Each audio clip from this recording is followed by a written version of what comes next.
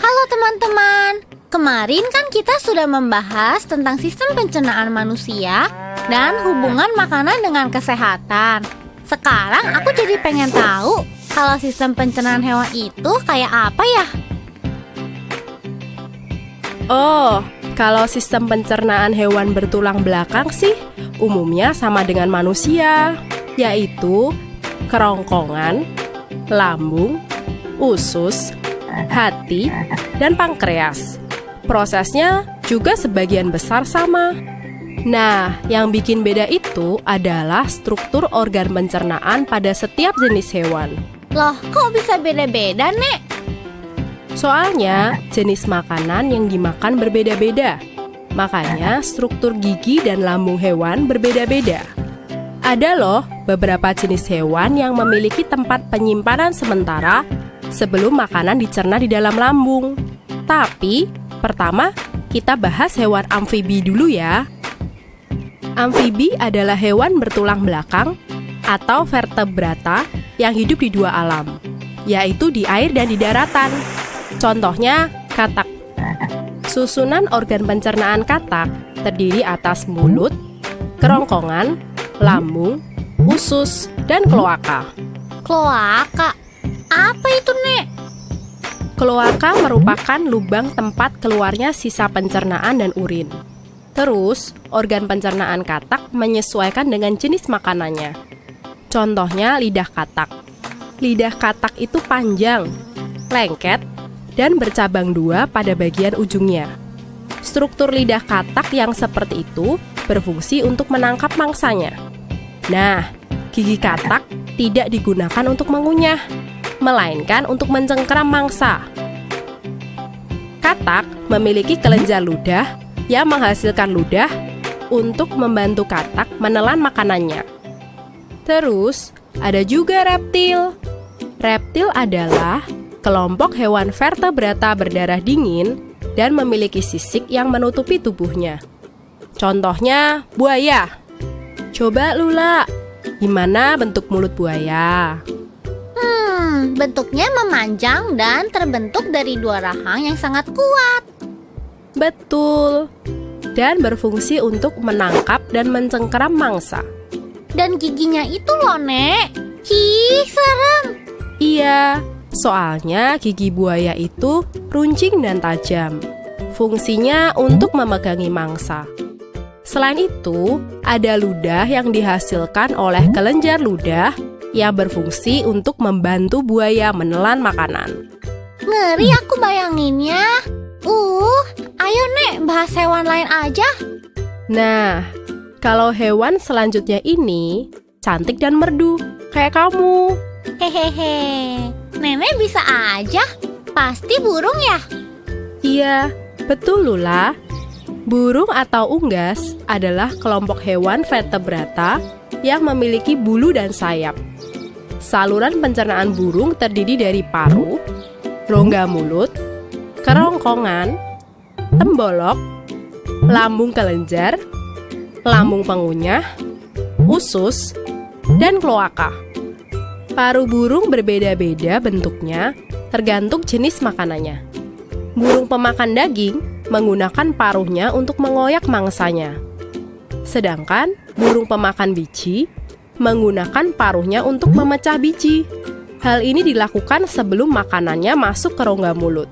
Tapi burung kan nggak punya gigi ya, Nek? Betul Lula, burung tidak memiliki gigi, sehingga makanan tidak dikunyah, melainkan langsung masuk ke dalam kerongkongan, lalu disimpan di dalam tembolok. Oh, tembolok itu apa, Nek? Tembolok merupakan tempat penyimpanan sementara. Makanan kemudian dicerna secara kimiawi di dalam lambung kelenjar. Kemudian, makanan dicerna secara mekanis di dalam lambung pengunyah. Usus bertugas menyerap sari-sari makanan. Sisa makanan kemudian dikeluarkan melalui kloaka. Wah, simpel banget ya proses pencernaan burung. Memang Lula, kalau yang lebih ribet dan agak unik adalah pencernaan hewan mamalia. Maksudnya hewan menyusui, Nek? Iya Lula, mamalia adalah kelompok vertebrata yang dicirikan memiliki kelenjar susu, rambut, dan berdarah panas. Berdasarkan makanannya, mamalia dibedakan atas pemakan tumbuhan atau herbivora, hewan pemakan hewan lain atau karnivora, serta pemakan hewan dan tumbuhan atau omnivora. Organ pencernaan mamalia secara umum sama dengan manusia. Perbedaannya biasa terletak pada struktur gigi dan lambung. Misalkan mamalia pemakan tumbuhan seperti sapi. Gigi pada sapi dibedakan menjadi 3. Yang pertama, gigi seri berfungsi untuk menjepit makanan. Yang kedua, gigi geraham berfungsi untuk mengunyah makanan.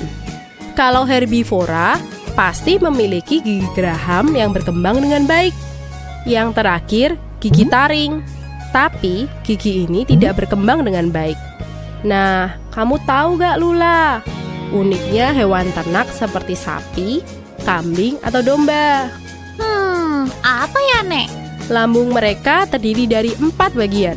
Seperti lambung sapi yang terdiri dari perut besar, perut jala, perut kitab, dan perut masam. Jenis hewan dengan pencernaan unik ini disebut hewan pemamah biak. Wah, memang unik ya. Terus proses pencernaan sapi gimana ya, Nek? Nenek jelasin ya. Pertama, makanan seperti rumput atau daun-daunan dikunyah di dalam rongga mulut dengan bantuan air ludah, lalu masuk ke kerongkongan. Makanan yang masih kasar itu kemudian masuk ke dalam perut besar dan dicerna secara kimiawi. Selanjutnya, makanan masuk ke dalam perut jala, lalu dibentuk menjadi gumpalan-gumpalan yang disebut bolus. Bolus yang disimpan dalam perut jala kemudian dikunyah lagi di rongga mulut pada saat sapi beristirahat. Makanan kemudian ditelan lagi dan masuk ke perut jala, lalu perut kitab. Makanan dicerna secara mekanis di dalam perut kitab dan setelahnya dicerna secara kimiawi di dalam perut masam. Penyerapan sari-sari makanan terjadi di dalam usus. Dan terakhir, sisa makanan dikeluarkan melalui rektum lalu anus. Coba aku ulangi ya, Nek. Jadi, secara garis besar, sistem pencernaan pada sapi dimulai dari makanan yang masuk ke rongga mulut, kemudian ke kerongkongan, perut besar, perut jala, lalu kembali dicerna di rongga mulut, dan kembali langsung ke perut jala, berlanjut ke perut kitab, perut masam, usus, dan terakhir sisa makanan dikeluarkan lewat rektum lalu anus. Betul, Lula. Kalau mamalia pemakan daging memiliki ciri khusus, seperti gigi taring dan cakar yang tajam untuk membantu menangkap dan mengoyak mangsanya. Yeay! Sekarang aku jadi ngerti tentang sistem pencernaan hewan. Sampai jumpa di pembahasan menarik lainnya ya, teman-teman.